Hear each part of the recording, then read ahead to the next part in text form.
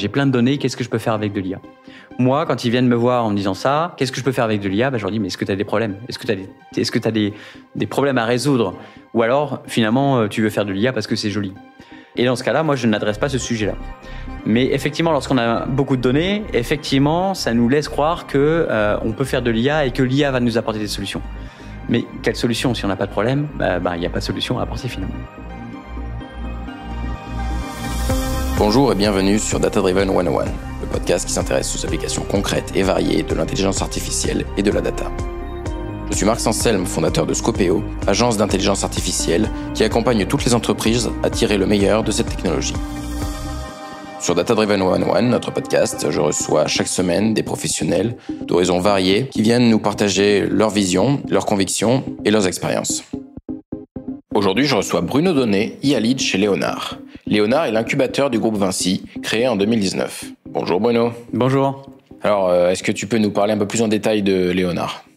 Alors, Léonard, c'est une plateforme d'innovation et de prospective qui a été montée au niveau du groupe Vinci. Son objectif, il est assez vaste. Premièrement, c'est faire de la prospective, c'est-à-dire imaginer le monde de demain et voir si Vinci est un des acteurs du monde de demain. Faire des rétro-planning et se positionner sur des marchés émergents, par exemple. Deuxième axe, faire en sorte que n'importe quel employé du groupe Vinci peut devenir un entrepreneur, c'est-à-dire un chef d'entreprise, pourvu qu'il ait une idée. Et nous, on est là pour l'accompagner et le porter sur des business émergents. Troisième axe, c'est la collaboration avec des startups, donc de l'open innovation assez classique. On se connecte à des fonds d'investissement ou on se connecte à des universités. Donc, on a soit un public jeune, soit un public très mature. Et on essaye de les faire collaborer selon certaines thématiques avec le groupe Vinci. Et enfin, il y a un dernier programme qui est un programme d'intelligence artificielle que je pilote. Et l'objectif ici, c'est d'aider l'ensemble des entreprises du groupe à se positionner sur des secteurs émergents ou d'optimiser leur business, tout simplement en utilisant cette technologie. Ok. Alors, quel était le constat sur le besoin à la base ? Alors, il n'y avait pas de besoin particulier concernant l'IA à la base. Okay. Par contre, en 2018, dans ces eaux-là, on voyait apparaître un buzz. Beaucoup de financements qui allaient vers des startups qui implémentaient de l'intelligence artificielle, beaucoup de tapage médiatique autour de cette technologie. Et donc, comme on est connecté justement à un écosystème pour regarder un peu comment évolue la société et savoir comment nous positionner, on s'est posé la question de savoir si cette technologie était une technologie d'avenir ou si c'était juste un buzz. Si c'est une technologie d'avenir, peut-être qu'il faut s'y intéresser, ou peut-être pas, mais au moins il faut prendre une décision, regarder ce que c'est que ces technos, regarder ce que ça peut apporter au groupe, et ensuite décider si effectivement il faut transformer le groupe ou l'accompagner sur le développement de cette technologie. D'accord. Alors comment ça a démarré cette aventure ? Eh bien, on a donc identifié cette technologie-là et on s'est dit, le COMEX de Vinci s'est posé la question, est-ce que c'est utile ? On saisit Léonard et dans son groupe de prospective, donc on est vraiment au niveau prospective, là, on ne cherche pas forcément à implémenter le sujet, mais on est en train de regarder si ça va impacter les business du groupe. Pour bien comprendre comment on aborde les sujets, il faut comprendre que le groupe Vinci est un groupe très décentralisé. On est 4000 entreprises à peu près, grosso modo, en 2024, on est à peu près 4000, et surtout, les opérations se font au niveau du terrain. C'est très peu centralisé, donc il n'y a pas d'organisme centralisé qui peut prendre des décisions pour dire on va dans cet axe-là et tout le monde se met au garde à vous pour suivre et développer cette techno. Donc le but du jeu, c'était de savoir si l'ensemble des composantes du groupe étaient intéressées par cette techno ou pas. Sachant que Vinci, c'est Vinci Construction, Vinci Concession, Vinci Énergie, Vinci Immobilier, donc c'est plein de business complètement différents. L'objectif, c'était donc de réunir dans une même pièce un échantillon représentatif du groupe et de travailler un peu pendant une année, c'est le cycle en général d'une question qu'on se pose dans la prospective, travailler sur le fait de savoir si cette technologie-là avait un impact sur certains métiers. Qu'est-ce que ça nécessitait ? Comment est-ce qu'on devait le développer ? Et est-ce qu'effectivement, on avait un retour sur investissement ? On fait du business, on ne fait pas d'IA. C'est vraiment ça qu'il faut avoir en tête à ce moment-là. Et donc, on a vu tout au cours de ce cycle de travail que en calibrant bien un petit peu de techno, on était capable d'avoir des grands retours sur investissement sur certains secteurs très porteurs. Et donc, c'est là qu'on a pris la décision finalement de présenter cette feuille de route au niveau du COMEX de Vinci pour une prise de décision au niveau du COMEX et un financement possible si jamais ils décident d'y aller. À nouveau, on présente plusieurs scénarios. On présente le scénario Vinci avec de l'IA en 2050 par exemple, Vinci sans IA en 2050, ça fonctionnera certainement très bien, ce sera très rentable. Le but du jeu, c'est de montrer qu'il y a peut-être des scénarios qui sont plus porteurs que d'autres. Et en l'occurrence là, le scénario Vinci avec de l'IA en 2050 était apporteur d'affaires nous porter sur des créneaux porteurs.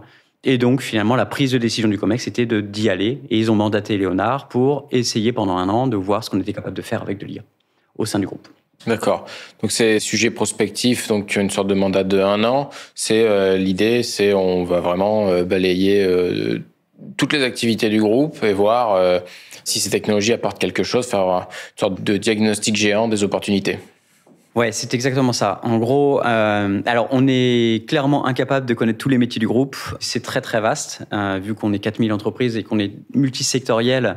On adresse vraiment énormément de secteurs d'activité. Mais par contre, effectivement, l'objectif à ce moment-là, c'était de sélectionner quelques sujets, type l'industrie, type la construction, et dans des métiers de ces branches-là, voir si la technologie apportait quelque chose.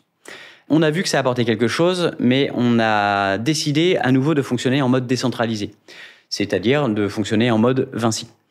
L'objectif de Léonard, c'est pas de centraliser tout le savoir et de centraliser les développements. Parce que moi, à Léonard, je ne connais pas les métiers du groupe. Tout notre objectif, c'est de nous connecter avec le terrain, l'ensemble des opérations du groupe, pour essayer de trouver finalement, à chaque fois dans des process, des endroits où on est sous-optimisé, des endroits où on sent que on peut mieux performer, ou alors carrément des endroits où on n'est pas. Et on se dit, la techno peut nous positionner et effectivement créer des nouvelles entreprises au sein du groupe. Pourquoi pas ? Il faut garder en tête que on aime bien, nous, le mode entreprise. C'est-à-dire on sait créer des entreprises et c'est même accepté de créer des entreprises au sein du groupe. Donc, le but du jeu, si on crée des entreprises, c'est qu'on a vu qu'il y avait du business. Et là, on joue un peu sur des parcours intrapreneurs et parcours IA où notre objectif, finalement, c'est de faire du business. Moi, mon objectif, c'est de faire du business avec de l'intelligence artificielle. Et donc, je vais questionner l'ensemble des employés du groupe, quel que soit leur secteur, pour essayer de trouver des pistes d'optimisation. Et on agit effectivement un peu comme un auditeur. C'est-à-dire qu'à chaque fois qu'on a des réunions avec des entreprises, je leur demande de me décomposer leur process. Tu arrives le matin à 9h dans ton entreprise, qu'est-ce que tu fais à 9h05, qu'est-ce que tu fais à 9h10, à 10h tu fais quoi, à 11h, etc. Et c'est quoi la fin de ta journée ? Et en gros, en regardant l'ensemble du process, d'un commun accord, on se dit, là, effectivement, là-dessus, on a peut-être des pistes d'optimisation. Mais à ce moment-là, on se dit, on a une piste d'optimisation, on ne se dit pas que c'est de l'IA. Tout le but du jeu, c'est de se dire, cette piste d'optimisation-là, est-ce que c'est du management ? Est-ce que c'est de la digitalisation ? Est-ce que c'est une autre opportunité ? Ou est-ce que c'est de l'IA ? Et si c'est de l'IA, effectivement, c'est là que moi, je peux potentiellement intervenir. Il nous reste encore un petit delta à faire, en général, quand on trouve un sujet qui est porteur au sein d'une entreprise. Il nous reste à qualifier finalement la faisabilité de cette idée-là. Parce qu'une idée, typiquement la maintenance prédictive, c'est hyper vaste et on peut y passer 2 ans sans jamais trouver de solution. Donc ce qu'on veut, nous, c'est trouver une idée, voir si on est capable d'adresser un marché avec cette idée. Donc on a la notion de business. Est-ce qu'on est capable de faire de l'argent en développant cette idée-là ? Et surtout, on se donne 6 mois de temps. Est-ce qu'en 6 mois de temps, on est capable de sortir un MVP ? Ça veut dire que les modèles doivent exister, ça veut dire que même s'il faut se connecter à un écosystème de recherche, les modèles sont quasiment prêts et sont potentiellement intégrables dans nos systèmes.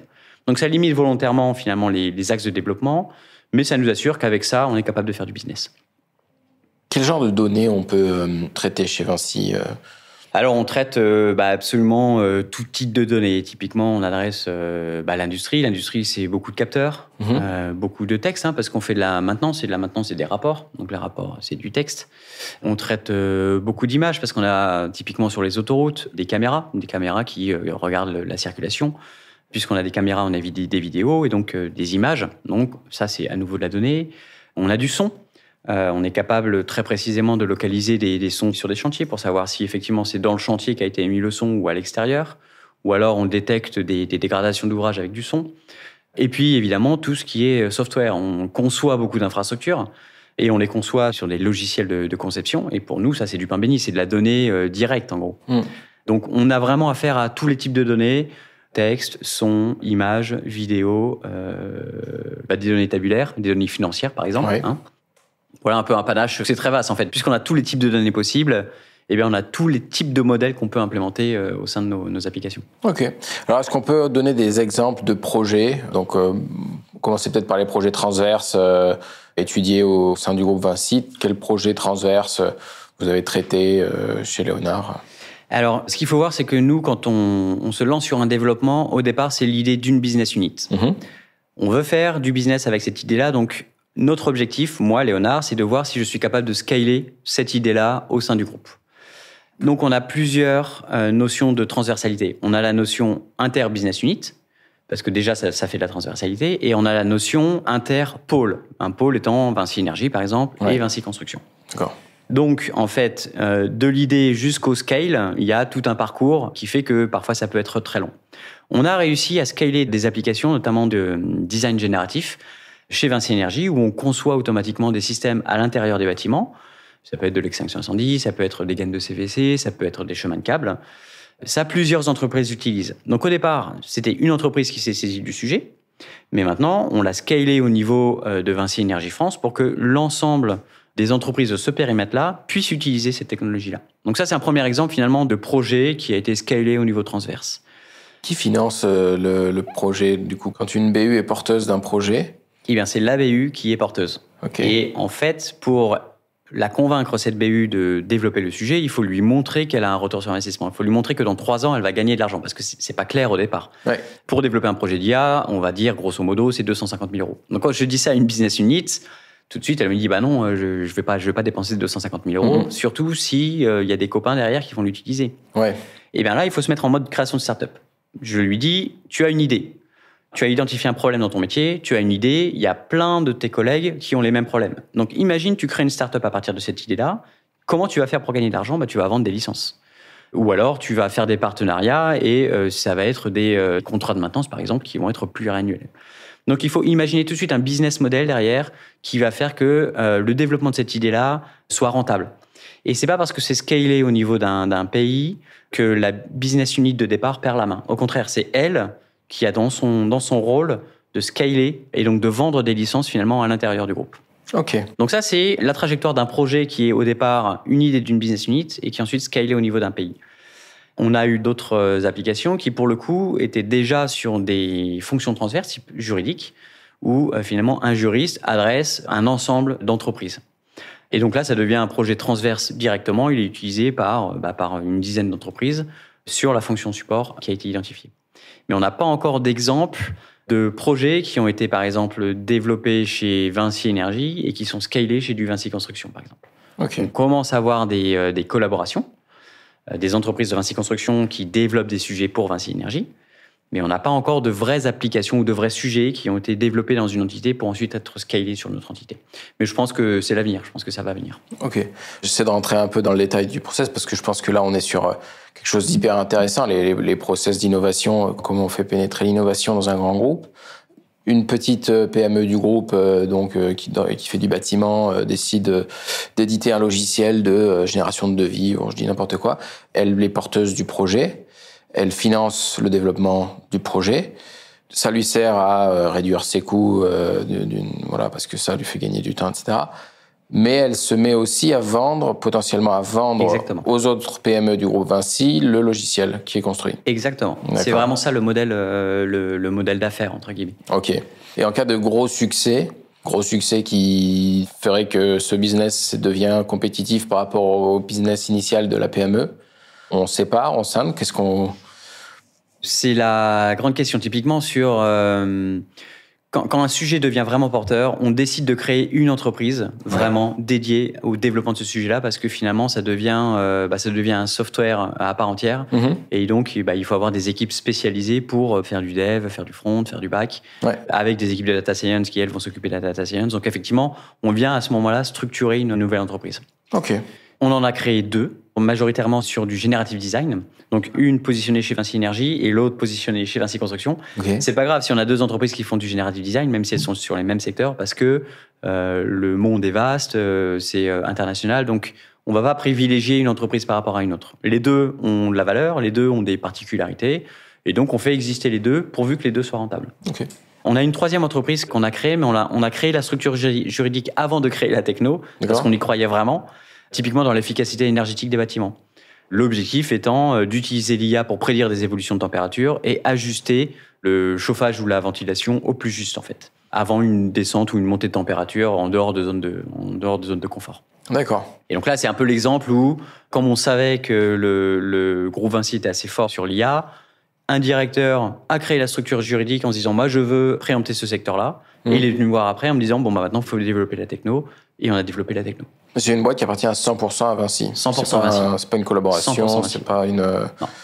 Ok, pas un startup studio. Et alors, du coup, le design génératif, parce que du coup, on est passé là-dessus, en quoi ça consiste ? Le design génératif, en gros, c'est avoir un agent qui se balade dans un environnement et qui va aller créer un système, optimiser un système pour avoir la solution optimale, c'est-à-dire la meilleure solution parmi 1 million de solutions possibles. Là où un humain, en fait, sait faire le même travail, mais on mettrait 3 semaines à trouver une solution et on s'arrêterait au bout de 3 semaines parce qu'on est pris par le temps, on a d'autres appels d'offres qui sortent, etc.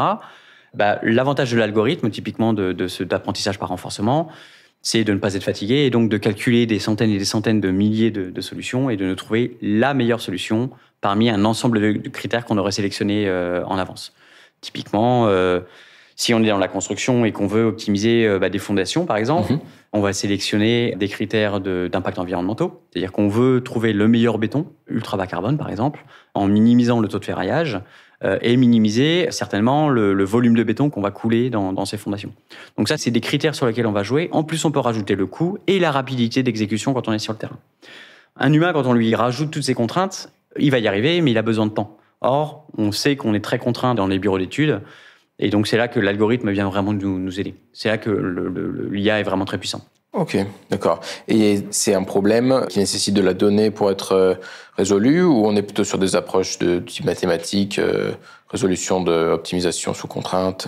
Alors, on est sur de l'optimisation sous contrainte ou parfois de l'apprentissage par renforcement, mais effectivement, on a besoin on n'a pas vraiment besoin de données, on a besoin de l'expérience du terrain, on a besoin des opérationnels, on a besoin des gens finalement qui maîtrisent le métier, parce que ce qu'on va faire, c'est exactement le métier d'un opérationnel, mais on doit apprendre sa façon de faire. Et donc, ça veut dire fournir des notes de calcul qui justifient finalement l'installation qu'on est en train de créer. Et ces notes de calcul, c'est typiquement le travail d'un de nos ingénieurs. Donc, ce sont des collaborations très fortes entre des data scientists et des ingénieurs qui, eux, maîtrisent leurs opérations. Et nous, on essaye de reproduire ce qu'ils savent faire, en fait. Ok. Alors, est-ce qu'on peut prendre des exemples de projets qui ont été résolus par Léonard en tant que cabinet de conseil interne, puisque si j'ai bien compris, c'est aussi une sorte de prestataire interne à Vinci pour les questions d'IA, entre autres? On peut dire qu'on est consultant interne. En gros, ce qu'on fait effectivement, c'est qu'on vient auditer l'ensemble des process. Et on leur dit, on montre aux opérationnels, là, vous n'êtes pas très optimisé, là, vous êtes très optimisé. Mais on fonctionne d'une façon un peu particulière, c'est-à-dire que Vinci, finalement, a fait en sorte que l'on puisse s'équiper d'une vingtaine de data scientists. Donc moi, j'ai une cellule d'une vingtaine de data scientists. Et je mets à disposition ces data scientists au niveau des business units. Et en fait, c'est le détachement d'une personne de la business unit avec le data scientist qu'ensemble, ils vont pouvoir créer une solution. Et tout ça, ça se passe par du transfert de compétences, ça se passe par de la formation interne pour que finalement l'opérationnel qui a eu l'idée garde son idée et soit capable de le développer dans le temps. Moi, j'ai un cycle finalement de développement de 6 mois. C'est-à-dire que la promesse, c'est en 6 mois, toi, business unit, tu vas être capable de monter en compétence sur l'IA, tu sauras maintenir ton système et tu sauras le faire évoluer dans le temps. Et donc, tout se passe sur de la formation et sur du co-développement finalement de solutions. Et en faisant ça, on s'assure que ça fonctionne très bien et que ça se diffuse dans le groupe. Et typiquement, au début, on a commencé avec 8 projets la première année et maintenant, on est à plus de 60 qui sont développés et industrialisés dans le groupe. Alors, quel type de projet on développe ? On est multisecteur, donc typiquement, lorsqu'on a de la route, on veut développer des modèles de maintenance prédictive sur des routes, par exemple. Donc, détecter des fissures, savoir à partir de quand il va falloir les remplacer pour améliorer les campagnes de maintenance, tout simplement. On opère aussi des grandes infrastructures type des lignes de train. Et bien là, pareil, on vient faire de la maintenance prédictive, on vient prédire les déformations de la voie et à partir de quand, finalement, on doit faire des opérations de maintenance de ces voies-là.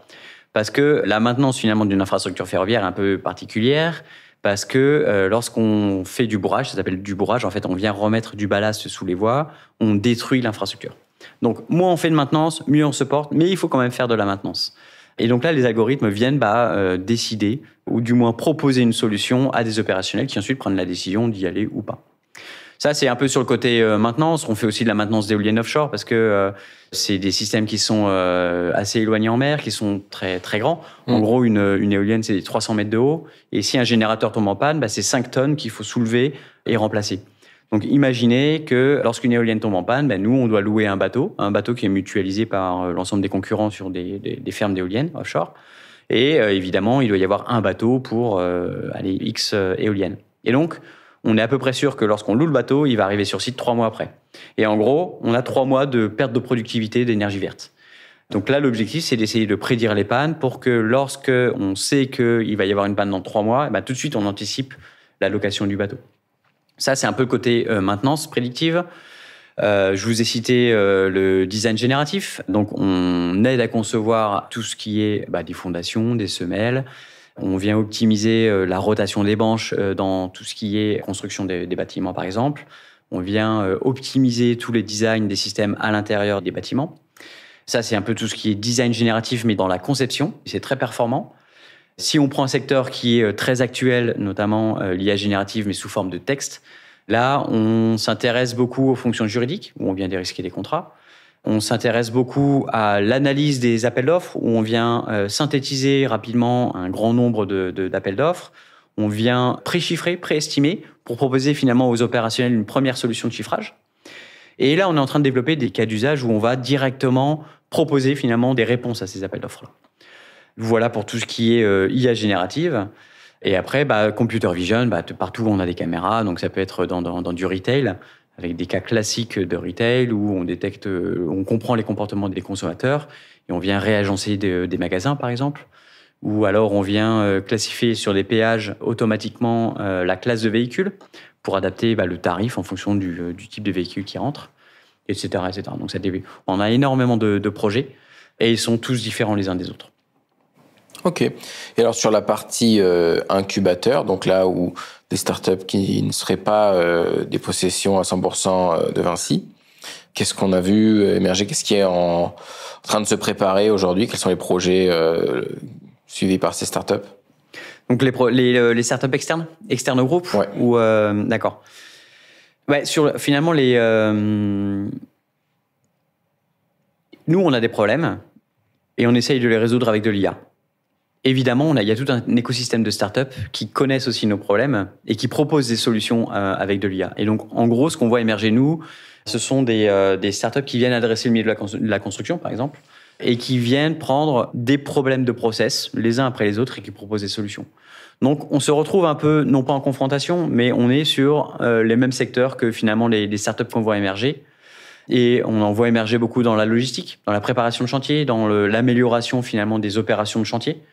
On en voit beaucoup émerger dans tout ce qui est analyse contractuelle, mais nous, on est aussi sur ces secteurs-là. On en voit beaucoup émerger, pas trop sur la conception, parce que ça veut dire qu'il faut connaître vraiment beaucoup les modes constructifs et savoir comment adresser un chantier, entre guillemets. Mais on en voit aussi beaucoup sur tout ce qui est computer vision, de modèles de maintenance prédictive, et tout ce qui est effectivement maintenance prédictive de machines, des machines tournantes, des machines-outils ou ce genre de choses. D'accord. Et quelle est la collaboration avec Vinci, donc pour ces startups externes, mais que vous incubez Alors, c'est une très très bonne question. On n'a pas vocation à systématiquement développer les sujets d'IA. On se pose toujours la question au départ, est-ce qu'on va se faire de l'argent avec ce système finalement? Est-ce que si nous on développe cette technologie-là, est-ce qu'on va pouvoir faire de l'argent? Ou alors, est-ce que c'est trop compliqué et il vaut mieux utiliser une startup qui maîtrise très bien la techno, elle a 10 ans d'avance sur nous et en gros, on sait qu'on fera pas mieux. Et donc, en fait, c'est vraiment au départ, lorsqu'on se demande si on va se lancer sur les sujets, qu'on regarde d'abord l'écosystème et on voit ce qui se fait à l'extérieur. Et là, on se pose la question, est-ce qu'il vaut mieux utiliser une startup qui est peut-être plus compétente que nous sur un secteur, qui a peut-être déjà levé des fonds, et on est prêt à les utiliser. On n'est vraiment pas... on est très ouvert à la collaboration avec les startups. Et évidemment, les startups qu'on incube au sein de Léonard, ce ne sont pas des startups qui sont à l'heure actuelle sur les secteurs que nous on investigue. D'accord. Donc, il n'y a pas de problème à les utiliser. Et au contraire, on est très ouvert à les utiliser sur certains secteurs d'activité. Quelle est la place de la recherche académique dans tous les projets que vous menez? Moi, je vous l'ai dit, on forme on aide les opérationnels finalement à lancer leur business, mais on a une durée de vie de 6 mois, entre guillemets. Moi, j'assure le lancement du projet et le début de l'industrialisation du projet. Mais il est clair qu'en 6 mois, on n'a pas adressé tous les problèmes. Au contraire, on a contourné les problèmes. On est allé sur les modèles les plus simples, Tout ça pour mettre sur le marché finalement des premiers modèles et aller commencer à vendre cette solution. Mais on est très conscient que on a besoin de la recherche derrière pour améliorer ces modèles, pour aller chercher plus loin, pour essayer de ne pas contourner les problèmes, mais vraiment prendre de front les problèmes. Et donc, on a besoin de la recherche derrière, on a besoin de doctorants, on a besoin de chercheurs pour aller finalement déverrouiller les verrous technologiques que nous, on a évités. Donc, ce qu'on essaye de faire à l'heure actuelle, c'est de coupler finalement ce parcours de formation de 6 mois, ce parcours d'intelligence artificielle qui dure 6 mois, avec une continuité de thèse. On essaye systématiquement d'aller chercher des thèses et de proposer des thèses chiffres à des universités pour continuer et potentiellement même staffer des entreprises qu'on est en train de créer. Et ce modèle-là, finalement, lancement en business qui assure une première rentabilité et collaboration avec des universités, des grandes universités ou des grandes écoles d'ingénieurs, nous assure qu'on devient performant au cours du temps en utilisant des modèles d'IA, même si au départ, c'était des modèles à l'état de l'art. D'accord. Alors, avec ta vision business, ton expérience, quels sont, selon toi, les cas d'usage les plus prometteurs de l'IA appliquée soit au BTP, soit à l'énergie ? Alors moi, je crois beaucoup dans le generative design, dans la conception. Je pense que les bureaux d'études, chez nous, sont vraiment un secteur porteur pour le déploiement de l'intelligence artificielle. Tout simplement parce qu'il y a énormément de contraintes qui sortent de plus en plus. Il y a des contraintes environnementales, et c'est normal. Il y a des contraintes de chantier, il y a des environnements contraints aussi. Et on a de moins en moins de temps, finalement, pour sortir des projets. Et donc, c'est là que la compétence métier additionnée à quelque chose qui nous propose des solutions, ça nous permet finalement d'être, plus performant et plus rapide. Donc moi, je vois vraiment un champ très important sur l'aide à la conception des systèmes. Et il y a un deuxième axe que je vois vraiment important pour Vinci, qui est finalement l'utilisation de tout ce qui est NLP ou LLM pour améliorer finalement les métiers au quotidien et essayer d'accélérer tout ce qui est réponse aux appels d'offres, tout ce qui est dérisquage de projets en regardant automatiquement des contrats. Là, je pense qu'on va aider vraiment nos collaborateurs, on va vraiment leur apporter du temps libre, tout simplement. Alors, en termes d'évangélisation, qu'est-ce que toi, tu dois beaucoup répéter à tes interlocuteurs ? Ce que je dois répéter beaucoup, c'est que, l'IA, c'est pas une révolution. Ça, je leur explique bien que ce n'est pas une révolution, que c'est compliqué à mettre en place et que c'est pas pour tout le monde. Mais par contre, lorsque on a trouvé un secteur porteur et qu'on a trouvé les compétences métiers qui vont bien, alors lorsqu'on développe l'IA en mode Vinci, avec ces compétences métiers-là, on peut devenir très très fort finalement sur des secteurs. Tout simplement parce qu'on est expert de nos métiers, ça fait beaucoup de temps qu'on travaille sur nos métiers, le groupe Vinci existe depuis 100 ans, hein. Donc on a quand même une forte expérience, et cette expérience-là, on est capable de la traduire en algorithme. Et donc, je répète en permanence ce que cette technologie d'IA est capable de faire, ce qu'elle n'est pas capable de faire, pour un peu démystifier cette histoire-là, et pour tout simplement que les opérationnels me parlent de leurs problèmes, et non pas de venir me voir en me disant j'ai plein de données, qu'est-ce que je peux faire avec de l'IA ? Moi, quand ils viennent me voir en me disant ça, qu'est-ce que je peux faire avec de l'IA ? Je leur dis, mais est-ce que tu as des problèmes ? Est-ce que tu as des problèmes à résoudre ? Ou alors, finalement, tu veux faire de l'IA parce que c'est joli. Et dans ce cas-là, moi, je n'adresse pas ce sujet-là. Mais effectivement, lorsqu'on a beaucoup de données, effectivement, ça nous laisse croire qu'on peut faire de l'IA et que l'IA va nous apporter des solutions. Mais quelle solution ? Si on n'a pas de problème, il n'y a pas de solution à apporter finalement. Donc je leur demande plutôt de se focaliser sur l'IA ou ce que c'est ces technos-là, c'est focalisez-vous sur vos process et focalisez-vous là où vous perdez du temps. C'est ça qui est hyper important. Et vous devez savoir si à ce moment-là, c'est de l'IA ou pas. Et c'est là que moi j'interviens en leur expliquant ce que l'IA, les technos peuvent leur apporter. Mais ça se base toujours finalement, cette acculturation à l'IA, c'est expliquer qu'est-ce que c'est qu'une prédiction. Comment est-ce qu'on prédit quelque chose finalement ? Comment est-ce qu'on reconnaît des choses dans une image ? Comment finalement on met en place un algorithme d'apprentissage par renforcement ? Qu'est-ce que ça apporte ces algorithmes ? Voilà. Donc je leur explique vraiment clairement ce que sont ces technologies-là. Et après, charge à eux de me dire oui, tiens, ça peut m'être utile parce que j'ai ce problème-là. Ouais. Je pense à un cas d'usage parce que donc nous, Scopeo, on est un cabinet, un prestataire d'intelligence artificielle, donc on nous demande des projets. Et il y a un cas d'usage qui est beaucoup ressorti, je voulais savoir comment ça résonne. Pour ce qui est du BTP, c'est tout ce qui est, grâce au LLM, aller faire des correspondances entre des devis, des factures, des bons de commande, faire des vérifications, être bien sûr que les nombres sont bien respectés d'une part, que des règles métiers, par exemple, j'achète 4 fenêtres et 3 poignées, il y a un problème, il manque une poignée, des règles métiers comme ça soient tout de suite calculées. Est-ce que c'est des sujets qui reviennent beaucoup chez vous ? Alors, moi, c'est des sujets que j'avais identifiés il y a quelques années, mais je ne peux pas imposer au groupe de se lancer sur ce sujet-là. D'accord. Mais finalement, en parlant, en disant ce que l'IA peut faire, effectivement, il y a quelques entités qui sont venues me voir en me disant « mais on a des contrats cadres, on est facturé, et parfois, il y a des erreurs dans ces factures. Les prix ne correspondent pas au contrat cadre. Donc souvent, on paye plus cher parce qu'on n'a pas la capacité d'aller tout le temps systématiquement aller voir les contrats cadres. Donc oui, effectivement, c'est des demandes qui arrivent de plus en plus finalement et sur lesquelles on se saisit. Une demande finalement qu'on est en train de développer, c'est l'émission automatique de devis à partir d'une demande, typiquement. Un client interne ou un client nous demande de faire une prestation. Ouais. Il nous demande ça 100 fois dans la journée. On n'a plus le temps de faire des devis, finalement. Ouais. Donc, en gros, ce qu'on est en train de mettre en place, c'est effectivement, lorsqu'on reçoit un mail, est-ce que vous pouvez réaliser telle opération ? Ouais. Automatiquement, nous, on vient créer le devis, chiffrer, et à partir de notre base de connaissances, finalement, proposer un prix à notre client. Ça, oui, effectivement, c'est des demandes qu'on voit de plus en plus apparaître. Et ça, tout le BTP, voire même tout Vinci Énergie en bénéficierait, quoi. Tout Vinci Énergie, tout Vinci Construction en bénéficierait, mais à nouveau, il faut que toutes les entreprises comprennent que c'est un besoin pour elles. Même si c'est quelque chose qu'on peut scaler au niveau du groupe Vinci, c'est pas sûr que l'ensemble des entreprises du groupe, à nouveau les 4000 PME, l'utilisent parce qu'elles n'ont pas identifié ça comme étant un de leurs problèmes. Oui. Donc on a aussi ce devoir d'expliquer, effectivement, vous avez raison, que y a des projets porteurs qui permettent de faire des économies. Et donc, saisissez-vous de ces sujets-là, effectivement. Oui, c'est un peu le revers de la médaille d'être scindé en petites structures. Ça a plein d'avantages, mais ça en a quelques inconvénients. Exactement. Et ça, c'est typiquement un des problèmes que nous, on rencontre, c'est comment faire savoir au groupe qu'il y a des projets qui sont plug and play pour d'autres et qui sont porteurs de ROI, en fait. Ouais. Et ça, moi, je le laisse finalement, je reste en mode Vinci, c'est-à-dire, quand une entreprise a développé ce sujet-là, je lui dis, maintenant, c'est ton sujet, c'est ton business, à toi d'aller convaincre les uns et les autres que c'est utile d'utiliser cette solution. Bon, évidemment, je l'aide, on se connecte à différents écosystèmes, mais ça reste un travail compliqué au sein de Vinci, c'est clair. Ouais. Est-ce que si, 10 sociétés vous font remonter un sujet, vous pouvez, on va dire, les mettre dans la même pièce et leur dire il y a peut-être un truc à faire ensemble, à cofinancer ensemble.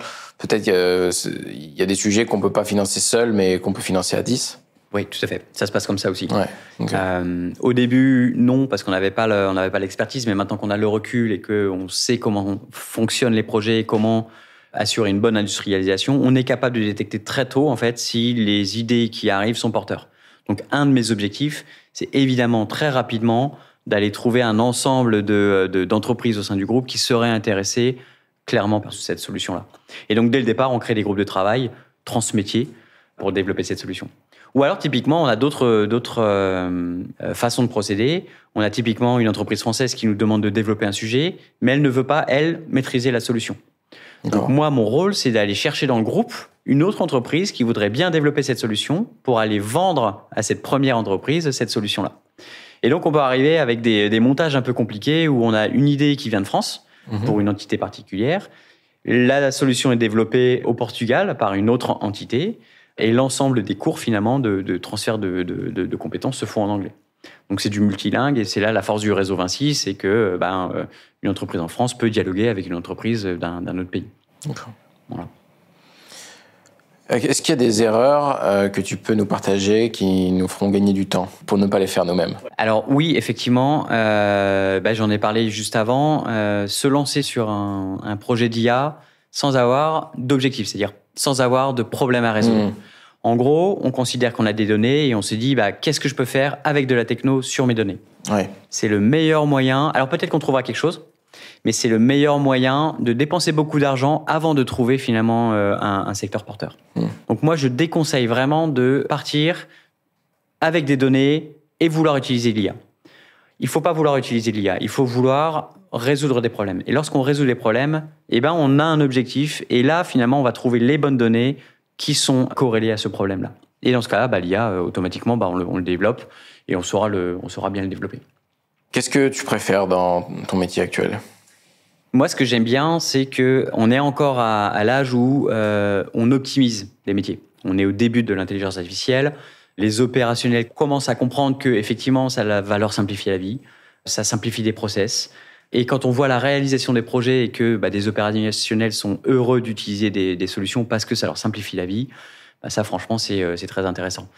Et c'est d'ailleurs ce que mes data scientists me disent. Ils viennent et ils continuent de travailler avec nous, Vinci, tout simplement parce que on voit un changement dans la vie des gens. On a soit des impacts très positifs sur l'environnement, des impacts très positifs sur les opérations, soit des gains de temps. Et finalement, ces gains de temps, les opérationnels sont contents. On fait le même métier, mais on le fait mieux, on le fait plus rapidement, tout le monde est content en fait. Même métier, mais pas le même maillot. Exactement. C'est quoi la suite de Léonard ? La suite de Léonard, c'est ça la beauté de l'histoire, c'est que on ne peut pas la prédire. On s'adapte systématiquement. Moi, je ne sais pas si je serai encore là dans un an. Si je suis plus là, c'est que j'ai réussi ma mission. Le groupe s'est décentralisé, tout le monde s'est saisi de la question. Et donc, on n'a plus besoin finalement d'une petite entité qui fait office un peu de défricheur de la technologie. Mmh. Moi, ce que je sais, c'est que Léonard est là pour avancer. On existe tant qu'il y a une demande des opérations, finalement, de faire exister cette structure-là. Et c'est ça la beauté de l'histoire. C'est que constamment, on doit s'adapter. Constamment, on doit s'adapter aux demandes du groupe, aux besoins du groupe. Et donc, peut-être que dans un an, je serai plus là. Ou alors, je me serai transformé. Ou alors, je serai devenu une grosse entité avec 300 personnes pour décider d'une stratégie de développement de l'IA au sein de Vinci. Mais ça, c'est petit à petit qu'on apprend, petit à petit qu'on embarque des opérationnels. Et c'est ensemble, finalement, qu'on définit le futur de Léonard. Super, bon courage alors. Merci. Est-ce qu'il y a un invité que tu nous suggères, que tu aimerais entendre au micro de Data Driven 101 prochainement ? Alors moi, ce que j'aimerais bien, c'est entendre des chercheurs qui travaillent sur les interactions homme-machine. Les machines étant des robots. Parce que je sais que j'ai une formation de roboticien de base et la robotique, et notamment l'IA, peut être une solution pour certaines personnes qui ont des problèmes. Et certaines personnes peuvent dialoguer plus facilement avec des machines. Et donc, ça casserait le mythe de l'IA, finalement, c'est destructeur. Au contraire, l'IA aussi, c'est constructeur. Mmh. Et je sais qu'il y a beaucoup de chercheurs qui travaillent dans cette relation homme-machine. Et c'est extrêmement intéressant. Et je pense qu'il faut qu'on les entende. Ouais, c'est une bonne idée. Merci Bruno. Merci beaucoup à vous. Vous venez d'entendre Bruno Donnet, IA Lead chez Léonard sur Data Driven 101. Si vous avez aimé et que vous voulez nous soutenir, n'hésitez pas à vous abonner, à liker et à partager. La semaine prochaine, je recevrai Sylvain Duchesne, CTO de Check & Visit, pour nous parler de collecte de données sur mesure. À très vite.